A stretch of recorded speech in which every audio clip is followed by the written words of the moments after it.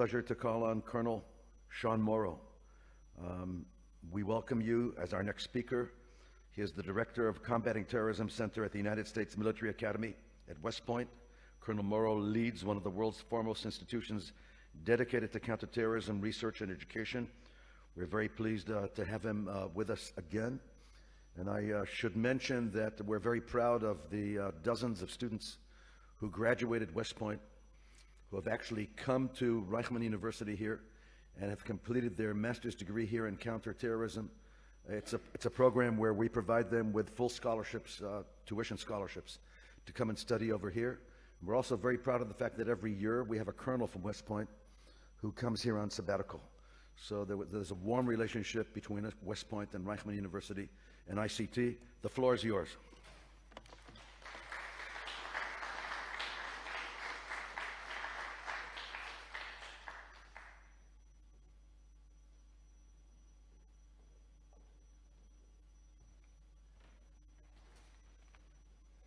Good morning, friends. It's an honor to be back here at Reichman University, and we're so grateful to Professor Reichman and his vision and his effort and his persistence to make this the place that it has become. President Ginor, it's always an honor to be invited to spend a few days with you, but most importantly, to spend some time with this community that you have helped to build. I'm very proud of the long-standing friendship and relationship that our Combating Terrorism Center at West Point has with ICT. But of course, the relationship between West Point and Israel and the Jewish community is not a recent one by any means. In 1802, half of our first graduating class at West Point was Jewish. Now, though Simon Magruder Levy himself made up half of our first graduating class of 2, he started a proud tradition of over 1,000 Jewish graduates who have demonstrated excellence in our Army. But one is even more notable, not just for what he did for our Army, but what he did for Israel. General Mickey Marcus, who graduated from West Point in 1924 and served a complete career in the United States Army, was recruited by David Ben-Gurion to come here in 1947 and help in that war. Although he gave his life here in Israel, he's buried on our campus at West Point, and his blessed memory serves as a reminder to our cadets on what it means to serve, to be a warrior, and to be someone committed to your nation and your people. And for him, that was both the United States of America and Israel. West Point is in the business of training our cadets to be war fighters and to be lethal. And their ability to see his plaque in our synagogue and to walk past his gravesite or jog past it on our campus is just a tremendous opportunity for our young leaders to think about their future and who they might become. Though I'm an infantry soldier and also a political scientist, I sometimes take on the role of amateur philosopher. When I was here 2 years ago, what I spoke about was imagination.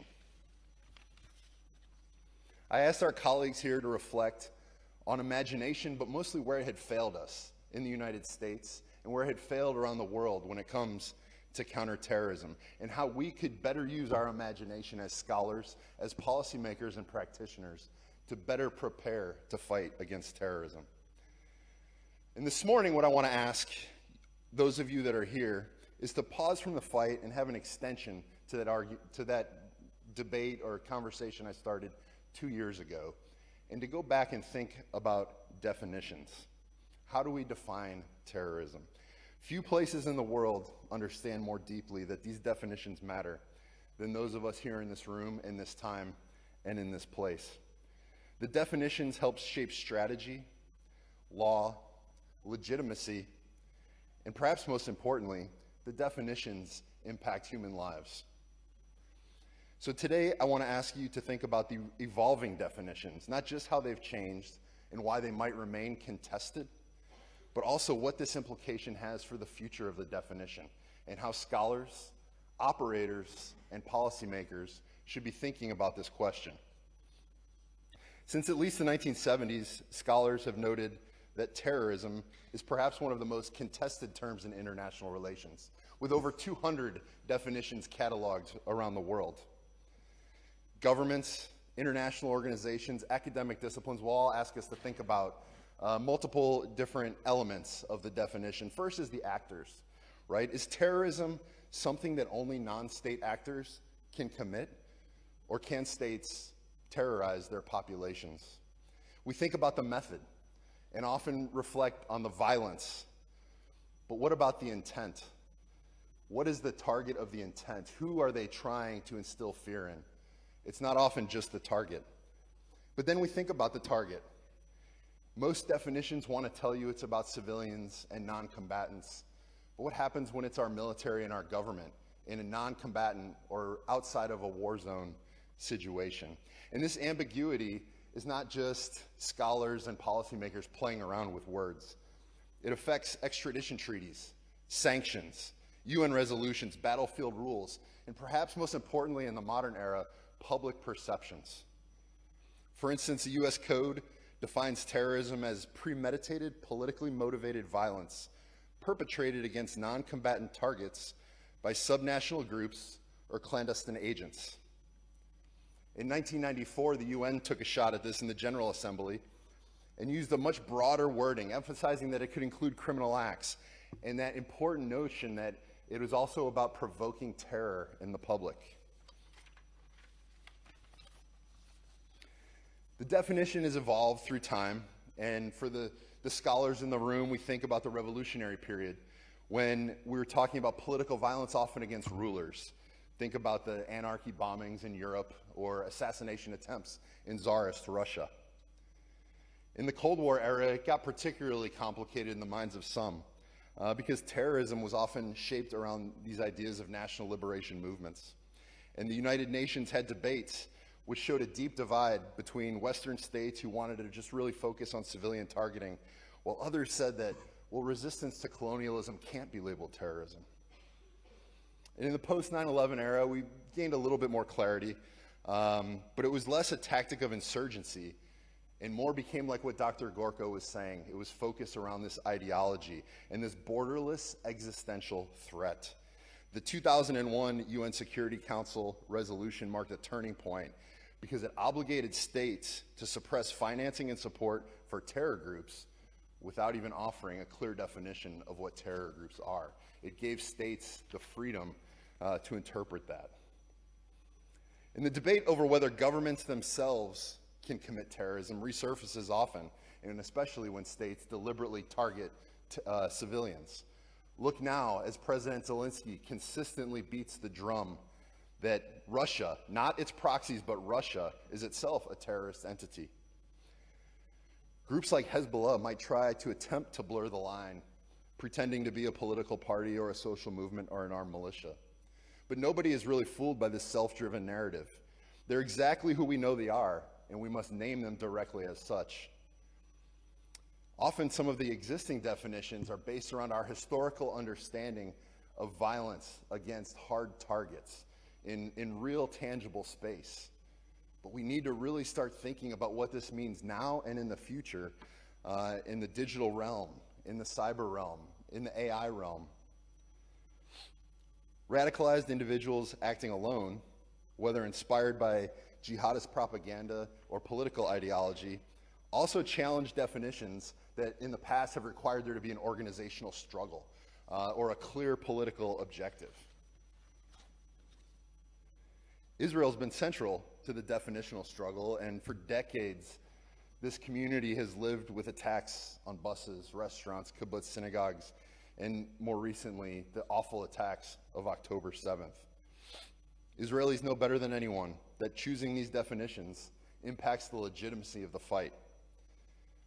And international forums have sometimes tried to hesitate to label attacks here as terrorism.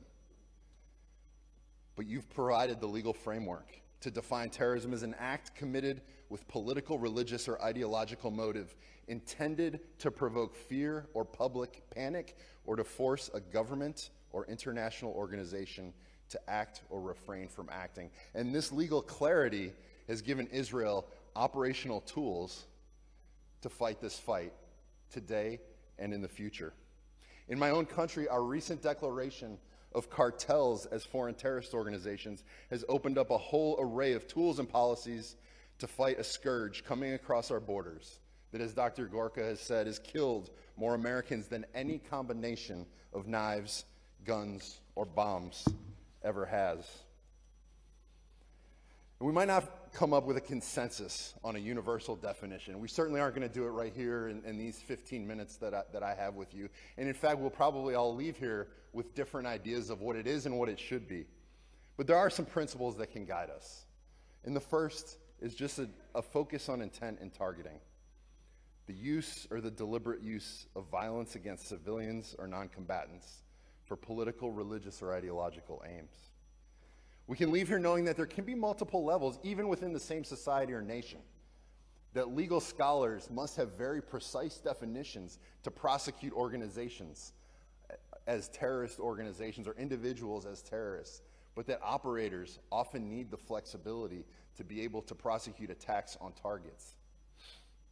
We have to anticipate the new domains, cyber, drones, AI-enabled attacks that may produce the same strategic effects as traditional terrorism, but in a way we haven't thought about or seen yet. I think it's also important that we preserve a normative clarity, because if everything becomes terrorism, then the term loses its meaning. It's a very powerful meaning. But likewise, when we hear the old adage about freedom fighters, we must ensure we stand firm against a slide into moral relativism, particularly when the victims are our elderly, our children, our innocents, our hostages.